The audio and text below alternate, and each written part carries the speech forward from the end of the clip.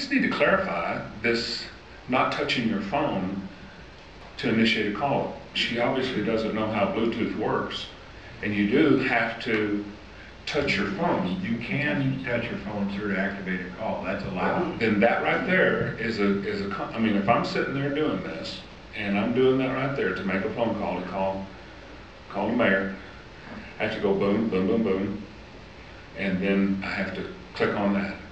If I'm seen doing that by an officer, then I'm likely to be pulled over. Well, I don't know that you're likely to be pulled over. I'm sorry, were you? That's a question. I mean, we think talked about it last time. Sure. And, you know, there are the people that have the voice activated, you know, so really the conflict that I have is I do have a Bluetooth, but it requires me to do this and touch my phone. And that's allowed. Okay. But if I'm doing this, driving by an officer, and he sees me doing it, how does he know whether I'm texting or not? Well, if you tell him that, he would probably... So now I'm going to be stopped. Well, you could be. It depends on what you're doing. I understand. But see, that's the thing here. If you're driving, as I understand it, what they will do is if you're driving around with a cell phone at your ear, they will stop you. Right. If you're at a green light, sitting still, looking down in your lap, they'll stop you.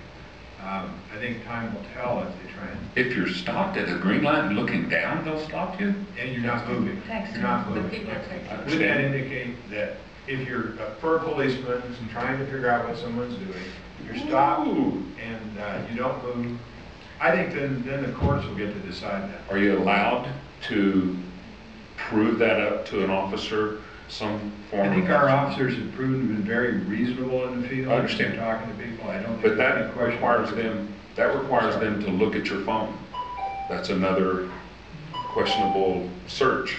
Well, no, only if you suggested that or if you wanted to, but I don't think you're going to see our officers abusing their authority trying to give citations. My question is, why didn't you go in reverse? If it is about safety, why not educate the public on the concern first and then see if a result happens and then move towards an ordinance? That'd just be a question. Texas law already defines a gross negligence to be anything that somebody in a normal scenario would not also do.